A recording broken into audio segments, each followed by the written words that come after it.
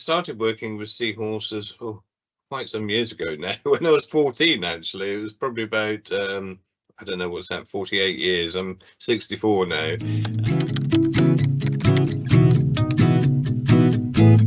When we set up the Studland Bay Marine Partnership, it brought together a lot of like-minded organisations. Now, you might think they're odd bedfellows because you have the Royal Yachting Association and you have the Seahorse Trust. Now, it's the boats causing the damage, but the Royal Yachting Association was looking at it and saying, no, if we want to keep our hobby, our way of life going, then we've got to start protecting the natural environment that we all love and go out and see. I mean, King Charles has been advocating the environment for so long now, and he's been an amazing advocate for protection of the natural world.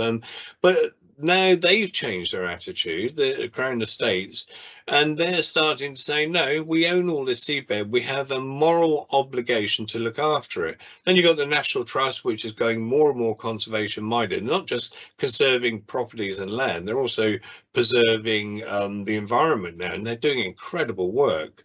And then you come along to Agena. Now, Agena, you think, oh, what? Car parking company, what are they doing with conservation? But it's more than that. They are doing a huge amount. I mean, when you start looking at their environmental and social governance and what have you, they do an incredible amount of stuff. I mean, it's a company that, you know, I highly respect.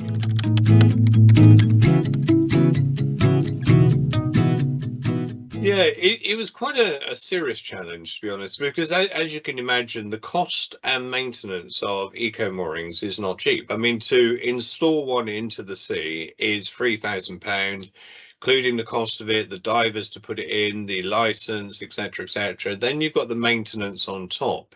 So we needed to look at a method of actually trying to raise funds, not just to maintain them and look after them, but also to install more. And as time goes on, some of them will start to wear out. We'll need to replace them. Now, Agena Group, who work very closely with boat folk, actually came up with a superb answer to it. And that was an app, very much like a parking app. So you go up to the eco mooring. The eco mooring has a number on it. You scan the QR code, or you go to the website and the app, put in the number of the eco mooring, and then you can make a voluntary donation to the work that we're doing. And Agena came up with this perfect solution, and it's been amazing, absolutely incredible. And they've kindly sort of helped fund all this side of it so far. You know, they funded the putting in of the app, or putting together the app, I should say. They funded the putting together of the QR codes, the method of doing it, the system of receiving the donations, etc. So it's actually been great. It really has been a game changer, because we were getting a bit bogged down in not quite knowing how to solve this problem.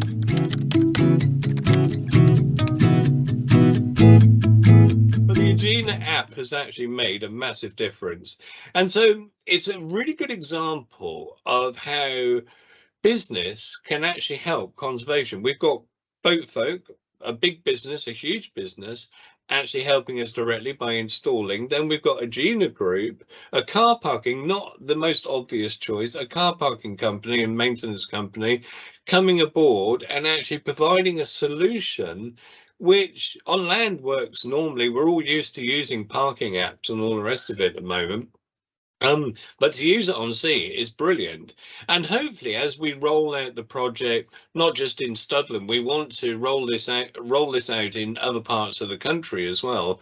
This app will actually follow through. So the project will just get bigger and bigger. Without a doubt, Agena made a big stepping stone for us, a huge stepping stone. And you know, by providing an app and developing the app for us, I mean, you know, it had to be developed, it had to be researched, it had to be put together in the right sort of way. If they hadn't done that, it would probably have set the project back a number of years. Now, for them to step in to solve a problem that we had and actually help fund indirectly and directly this problem we've got was absolutely incredible. So choosing the right partners is very, very important. But the only way we will actually conserve and preserve our natural world is if people, industry, conservation, everybody works together as a partnership to actually make a big difference.